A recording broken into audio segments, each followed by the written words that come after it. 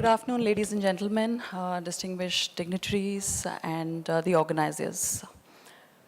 When everybody plays, we all win. That's the message I have come here with. I'm going to talk about how technology has power to create and contribute to an inclusive world. And oops.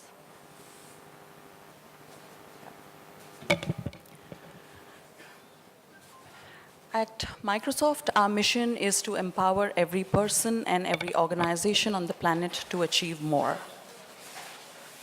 When we talk about this mission, and we say every person empowered in every context, what we mean is that the right tools and technologies in hands of each and every person that is accessible, that is functional, and everybody is empowered through that in every context. And when I say context, context does matter, because inclusion means that we take everybody along and go.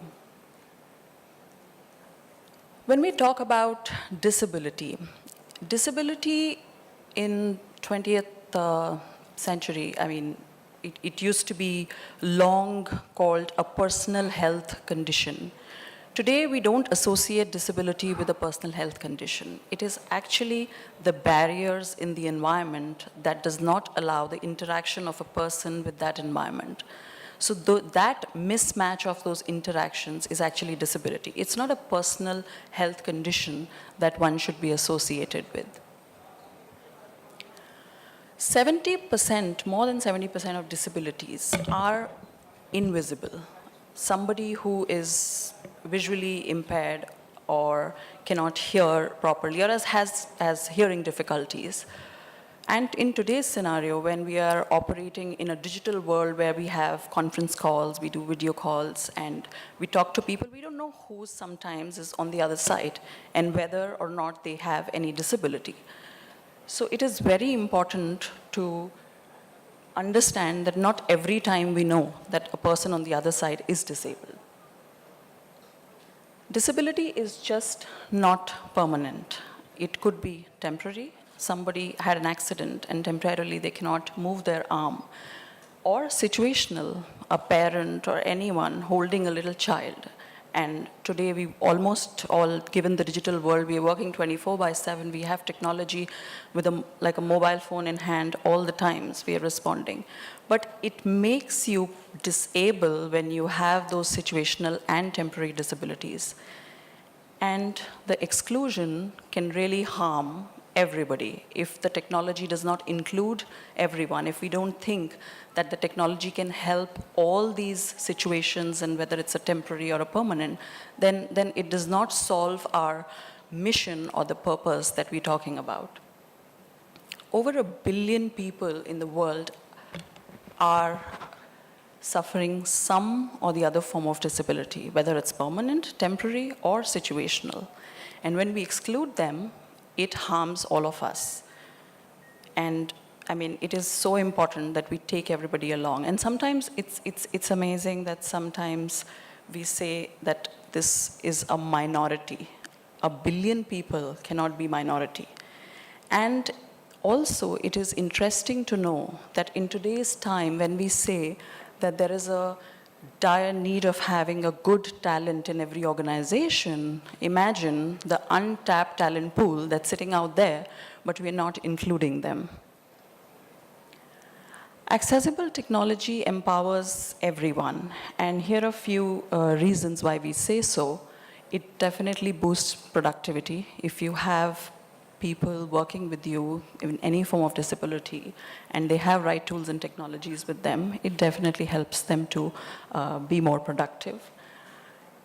Inclusive interactions are very important. When we say inclusive workspaces, unless we make technology inclusive, we cannot have an inclusive workspace. So that's modern ways of working, again, contributes to that. And accessibility requirements. I think governments around the world today understand that it is such an important requirement. We have global standards like Section 508 in the US, EN standards, which are focused on accessibility and accessibility for ICT. So it is important that we adopt those standards, and then definitely people who adopt, it does make them compliant. So accessible technology will empower not just an individual, but the organizations. At Microsoft, this is not something new for us. We've been in this journey for very long. 1990s, we introduced keyboard shortcuts and sticky keys. In 1997, Bill Gates announced our commitment to accessibility. From that journey we took on in 2012, we actually announced our Disability Answer Desk, which is focused completely on addressing any issues that our technology or solutions where persons with disabilities have. They can just make a call, and it is present in more than 19 countries today. So that's just a phone call that people pick up and talk to them and get the entire assistance of our products and technologies. And we are on that journey to inclusion now. Talking about our journey, we as an organization have taken four-pronged approach here. The first one being our culture. Peter Drucker once says, culture eats strategy for breakfast.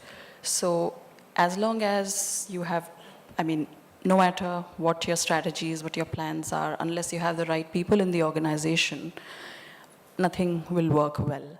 So if we have to partner with our partners and customers and help them digitally transform, it is important for us to have those right set of people in the organization.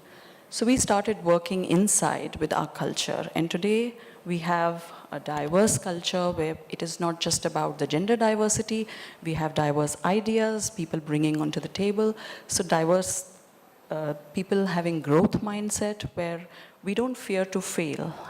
Failure, if you fail one time, two times, you'll definitely succeed after that at certain point. So we allow those failures so that people can bring out those bright ideas which we can take together to our customers and partners and help them in their transformation journey. Inclusive designing is our core principle. Our value today of building technology is universal design. That's a design principle we operate on. So whenever any technology that comes out of Microsoft now is accessibility 100% tested, it comes out as an accessible product. So at the design phase itself, accessibility is included. It's built in and not bolt on. Accessible and accountable. So transparency is a principle, again, that we are operating on. Our journey from accessibility to inclusion is entirely transparent. It's available, our roadmap on what we are bringing to the market, what's already available, people can just access it from anywhere. Compliance is very important to us. I talked about the procurement policies and standards. As Microsoft, we are adhering to the right accessibility standards to make sure that the solutions, that technology that comes out meets those standards. And finally, partnerships. As I said, governments do recognize that it's an important issue. There are examples of Section 508. India has a right to persons with disabilities bill now. So we definitely see that happening. So we work with governments around the world, NGOs, civil societies, and private partners, because this journey is not possible unless we work with those partners to move forward.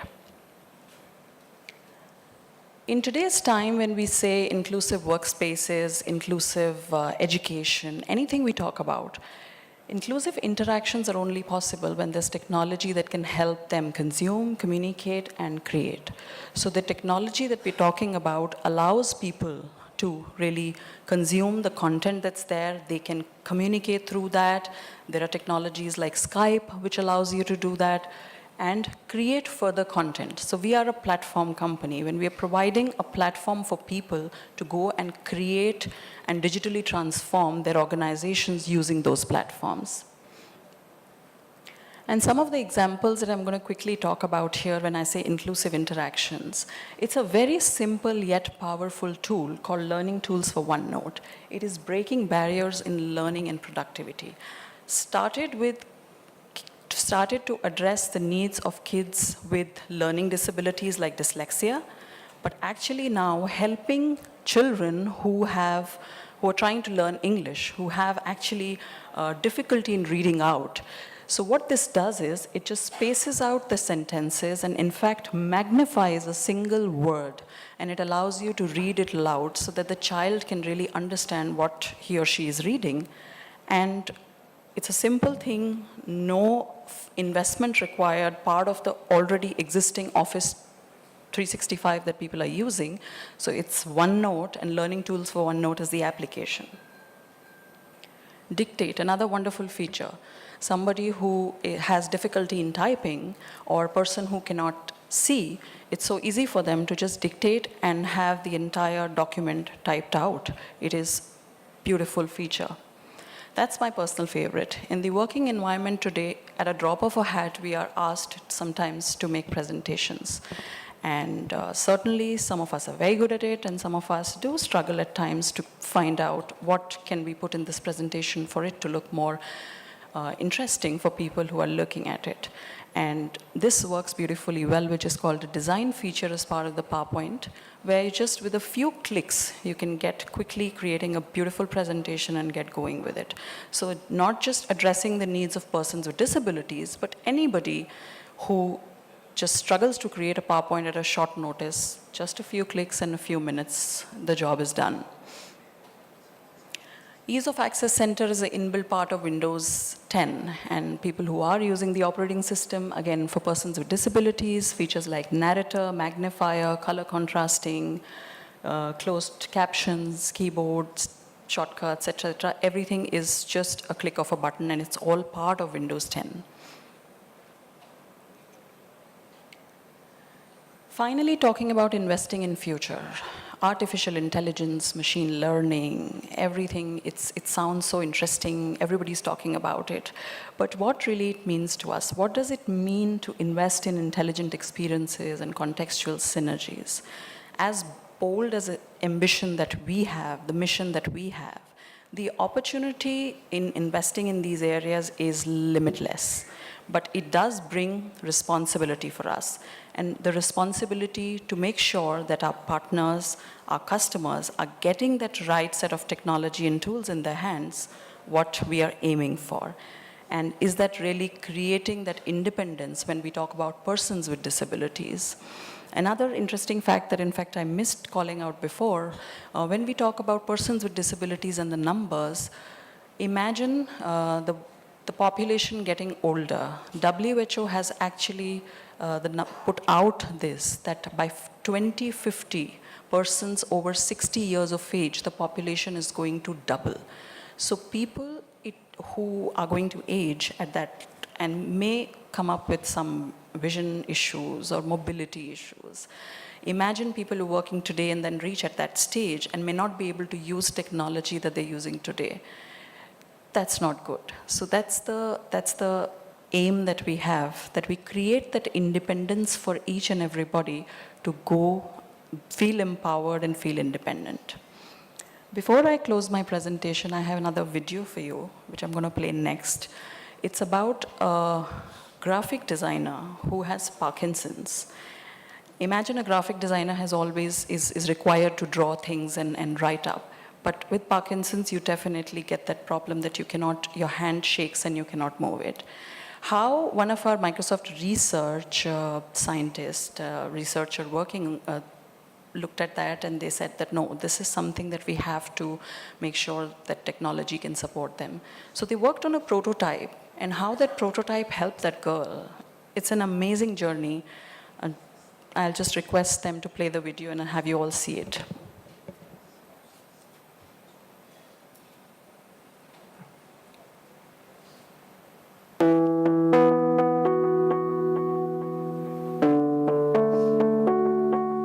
Right, I'm going to try and replicate this here. We're off to a great start.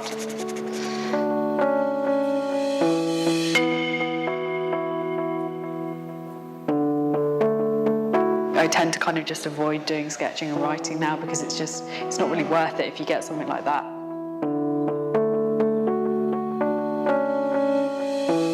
Anything you could do that would just make my hand do what I want it to do and be able to sign my name would be an incredible thing. how do we even just begin to help her overcome this particular symptom of her tremors and helping her be able to regain her writing ability, her drawing ability. You know, I don't think we're ever going to get that back 100%. You know, my challenge is it's immense. Someone's made a spoon, it actually counteracts the tremors you get from Parkinson's. So the spoon actually vibrates in opposition to how your hand might be shaking, and therefore it is steady.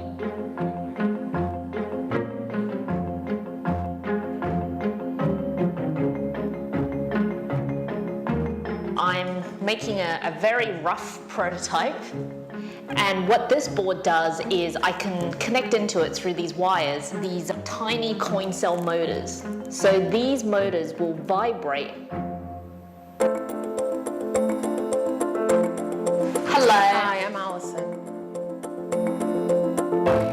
It's affecting something. I don't quite know what's happening. Something is going on with it. What this is doing is it's short-circuiting whatever feedback loop there is between the brain and the hand that's causing the tremors. I'm on to something, right? I'm on to something.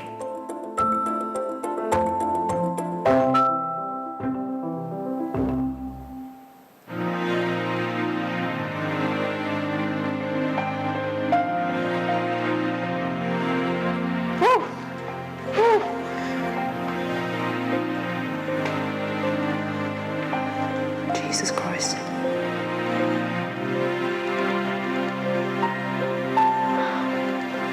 Oh my God.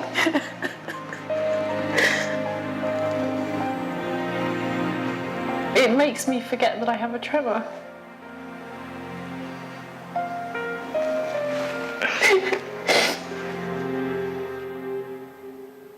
I haven't drawn one of them for a long time. I'm so passionate about it. Yeah, I'm just going to draw a straight line. I've actually just written my name for like the first time in ages. Can't believe it. Mum, it's called the Emma. Oh, brilliant. It's got my name on it.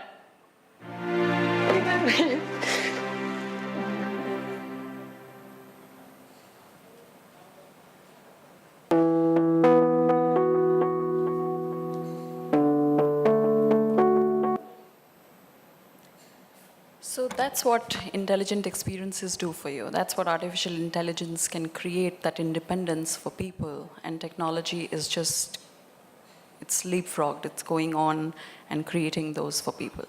So as I said, we are in this journey of accessibility, from accessibility to inclusion, and working with our partners and telling you all about it. There's feedback that we expect from people who use our technology or even are going to use it in future. Tell us what is not there, what is working well, what is not working well. We are all ears, we are happy to hear that. And we also have a booth at the back where my colleague Balindu is there, and he can in fact demo some of these accessible tools and technologies if someone is interested in the break time or otherwise. Please do leverage that.